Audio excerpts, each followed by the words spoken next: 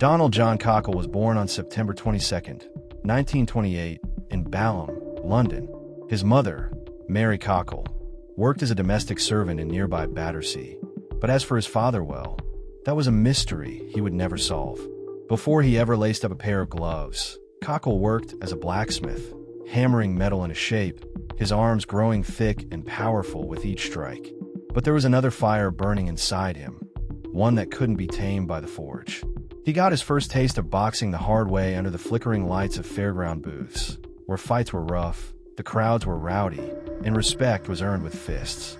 He took his lumps, learned his craft, and soon enough, people started to notice. The amateur ranks became his playground, a place where he sharpened his skills, until in 1946, he decided he was ready for something bigger. It was time to step into the professional ring. Cockell's professional journey began with a bang, quite literally on June 26, 1946. Facing Trevor Loader, he closed the show in the 5th round with a knockout, announcing his arrival in the fight game in the most convincing way possible. He tore through his early opponents, winning 24 of his first 26 fights, though Jock Taylor managed to hand him his first 2 setbacks. Still, Cockell kept marching forward, stacking wins, each fight shaping him into a tougher, smarter warrior. By 1950, opportunity knocked in the form of a vacant British light heavyweight title. The legendary Freddie Mills had retired, leaving the throne empty, and Cockell was determined to claim it. First, he had to get past Jimmy Carroll in an eliminator man who had beaten him before. This time, Cockell made sure history didn't repeat itself.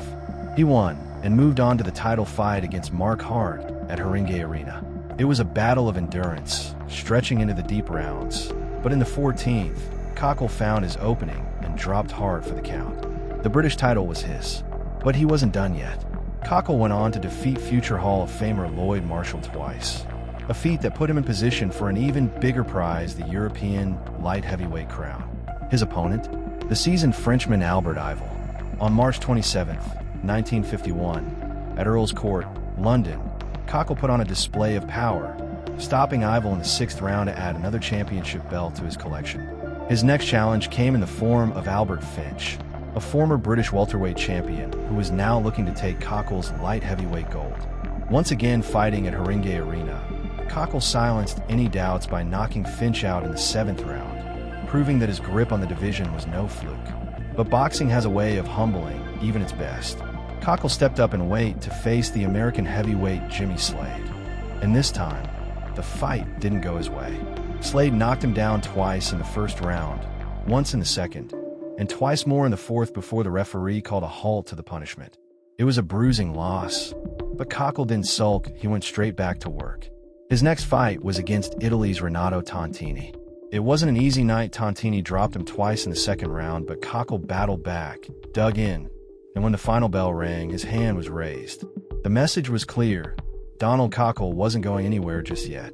Next, Cockell found himself staring across the ring at none other than Randolph Turpin, a man who had shaken the boxing world by defeating the great Sugar Ray Robinson just a year prior. Though Turpin had since lost his world middleweight crown in the rematch, his reputation remained towering. On June 10, 1952, under the open skies of White City Stadium, the two men squared off with high stakes on the line. Cockell was defending his British light heavyweight title, and the vacant Commonwealth belt was up for grabs. But from the opening rounds, it was clear this would be a punishing night. Turpin, a relentless force, pressed the action, and Cockell struggled to keep pace. As the fight wore on, the toll became undeniable. 3 times, Cockell hit the canvas, and by the 11th round, the referee had seen enough. The fight was stopped, and Turpin walked away victorious. For Cockell, the loss wasn't just about the man in front of him, it was also about the battle with the scale. Cutting down to light heavyweight had become an exhausting task, draining him before he even stepped into the ring. He knew something had to change. So, he made a decision. No more drastic weight cuts. No more fighting his own body. From that moment on, Cockell would take on a new challenge, stepping into the dangerous world of the heavyweights. Stepping into the heavyweight division proved to be the right move for Cockell. No longer drained from making weight, he fought with new energy, and the results spoke for themselves. His first 3 heavyweight opponents didn't make it to the final bell, each one stopped by technical knockout. The third of those wins came against a name that carried weight in boxing history: Tommy Farr. Once a formidable challenger to the great Joe Louis, Farr had been a tough and respected heavyweight in his prime. But by the time he faced Cockell, age had taken its toll. The fight was a final eliminator for the British heavyweight title, and Cockell, sensing opportunity, made sure to leave no doubts. The victory put him in line for a shot at the reigning champion, Johnny Williams. That title fight took place on May 12, 1953, at Haringey Arena. It was a grueling 15-round affair, but when the dust settled, Cockell had his hand raised. He was now the British and Commonwealth heavyweight champion. Momentum was on his side, and he kept the wins coming. After 2 more victories, he took his Commonwealth title on the road, defending it in Johannesburg, South Africa, against Johnny Arthur. Another 15 rounds, another win on points. Then came 1954, the year Cockell's name started appearing among the world's best.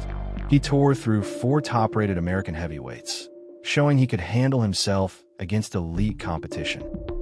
First, he outpointed former title challenger Roland La Starza at Earl's Court Arena.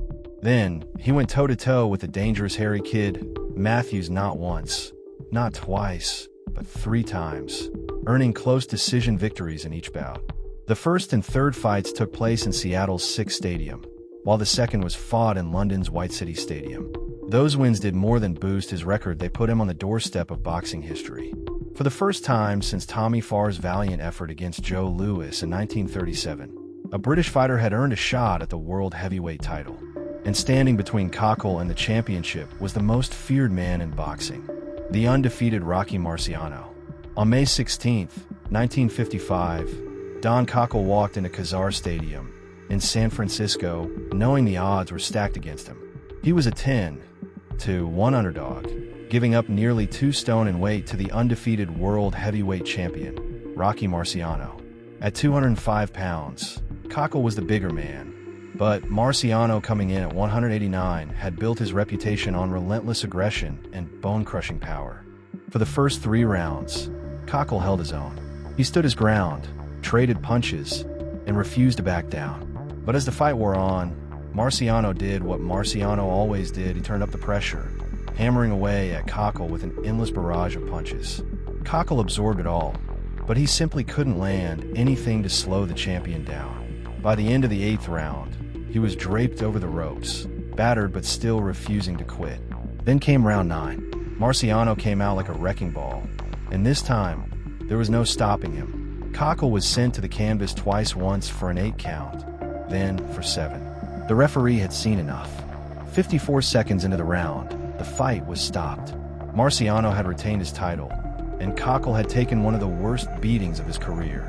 Afterward, Marciano himself seemed almost in awe of Cockell's toughness. "He's got a lot of guts," he admitted. "I don't think I ever hit anyone else any more often or harder." Back in Britain, many fans cried foul. They claimed Marciano had fought dirty, throwing low blows and punching after the bell. The British Boxing Board of Control even lodged a protest. But Cockell, he made no excuses. The American press, meanwhile, had a different take.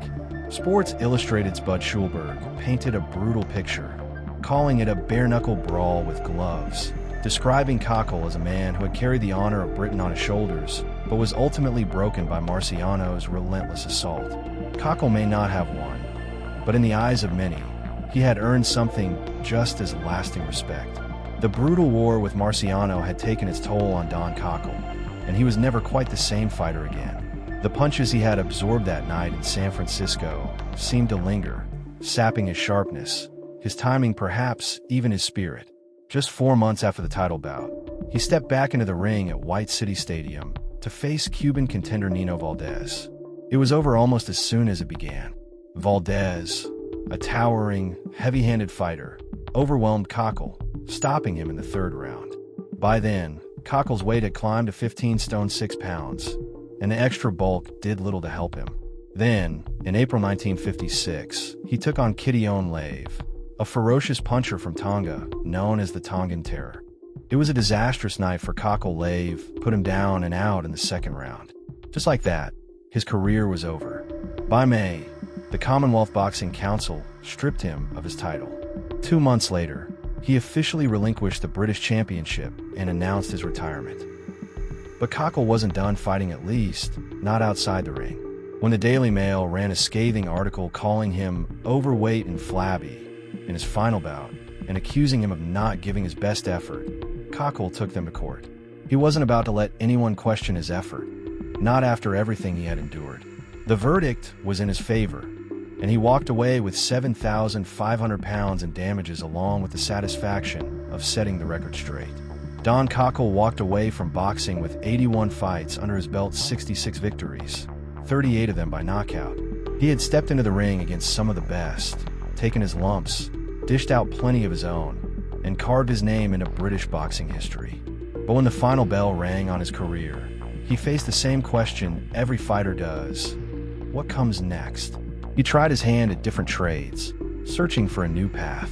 He ran a farm for a while, took on the life of a publican, and later operated a haulage business in Neanfield, East Sussex. By 1975, he found himself working with his hands once again, not in the ring, but as a craftsman blacksmith in the permanent weigh machine shops of the London Underground's Lillie Bridge Depot in Fulham.